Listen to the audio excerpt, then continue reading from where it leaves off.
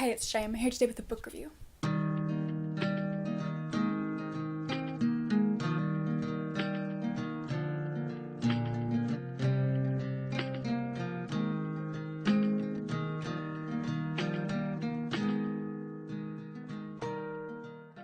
Today I'm going to be reviewing Symptoms of Being Human by Jeff Garvin. Now I want to start off by saying that I gave this book 5 stars and that I am telling you that there's a trigger warning for queerphobia, sexual assault, mention of suicide, anxiety attacks, and mention of anxiety and depression. So if you're sensitive to any of those things, then be careful when reading this, if you read it.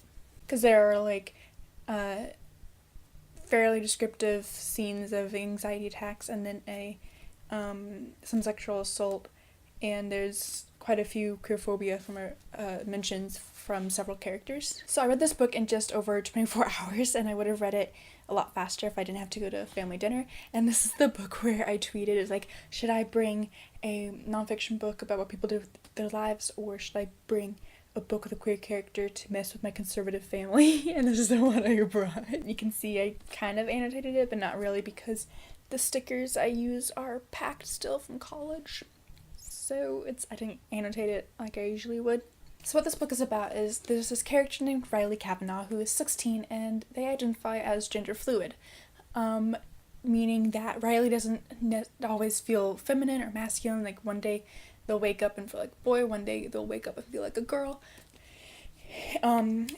It'll go back and forth kind of. And after a traumatic event at Riley's old school, they transfer to a new school, and on the expertise and advice of their therapist, they start a blog online. After a while, their blog gets more popular and thousands of people are following it, and someone in Riley's school finds out who Alex's identity is. Alex is the name that Riley uses online, and they threaten to expose them to not only Riley's family and the school, but the whole online community and the political world, because Riley's dad is a congressman. And if that happened, it could affect the re-election campaign. I would have given this book 4.5 or 4.75 stars because Jeff Garvin used the line, "I let go of a breath I didn't know I was holding," and that's a cliche, it's overused, and the only reason I didn't knock it down for that was because it was during an anxiety attack, and sometimes with anxiety attacks you're not always aware of what your breathing is like, so I let it stay. I excused it this time.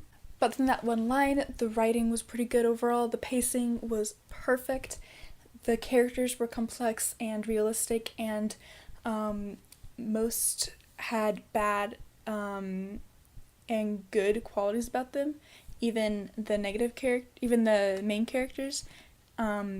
And the way the blog entries were formatted was really interesting and easy to read. In terms of how realistic the non-binary experience is in this book, I can't say because I am cisgender, but the writer says that he did more than a year's worth of research, and he interviewed trans, non-binary, gender fluid, genderqueer, agender people.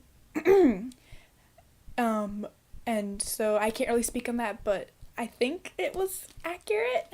I loved almost all the scenes included, and there were several quotes and lines that I loved. I'll be reading some of those in a little bit. And the areas where the trigger warnings were relevant were towards, from the middle to the end, and I'll tell you the exact pages. There were clues throughout the whole book as to who was the person who found out Riley's identity online and who was exposing them, and I would have gotten them if I, paid attention to that sort of thing, but I just try and enjoy it. I don't look for those things intentionally until after, but they made sense and they were plausible. And there were 2 people in here that I shipped Riley with, but I ended up shipping Riley with the person that they ended up with, and I loved the 2 main supporting characters. So one of the sections I loved was during Riley's first blog post, I believe, and it's kind of explaining how their non-binary identity works. And Riley says, "The truth is, some days I wake up feeling more boy, and some days I wake up feeling more girl, and some days I wake up feeling somewhere in between. It's like I have a compass in my chest, but instead of north and south, the needle moves between masculine and feminine. I know it's not like that for all gender fluid people, but that's the best way I can describe it. I can describe how it is for me. And I think that was a good description, and that was probably a part where the author had, it's probably a direct quote from someone he interviewed. Then in a blog post just a few pages later, Riley says that there are dudes who cross-dress for expression but are still 100% comfortable being dudes and identity and vice versa. So even if you had x-ray vision and could see through my jeans, what you'd see there or not see there does not determine my gender identity. Gender identity is not external. It isn't dictated by your anatomy. It's internal. It's something you feel, not something you see, and it can be way more complicated than just male or female. Some people like me slide on a continuum between the two. Others I've learned via my pathological blog reading obsession, feel like neither, or like a third unnamed gender. That was a really good differentiation between gender and sex, and I just think it was good, man. Along the same lines, Riley said in a blog post that gender fluid is not necessarily a switch, but more of a dial, meaning it's not just boy, girl, boy, girl, boy, girl, whatever. It's like boy, kind of, girl, kind of. I thought that was a really good visual representation. Okay, so the first mention for trigger warning, the first mention of suicide is if you have this hardcover edition, the US hardcover edition. It's on page 224 to 226. So if you read it, then beware of those pages.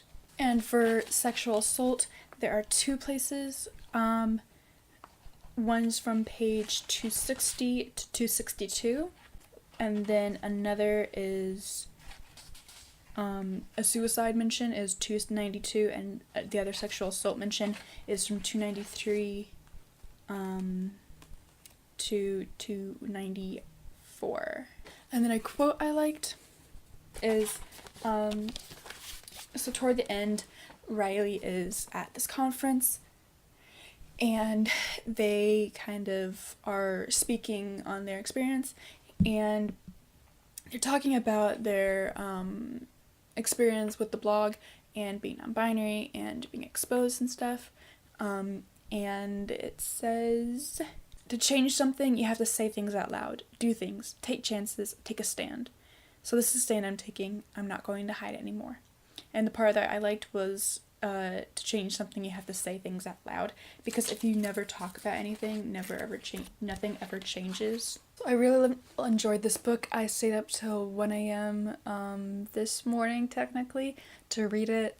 Again, I would have read it in less than 24 hours if I didn't have family dinner, but I highly recommend you read this with caution because of those trigger warnings, which again are for queerphobia, sexual assault, mention of suicide, anxiety attacks, and mention of depression and anxiety.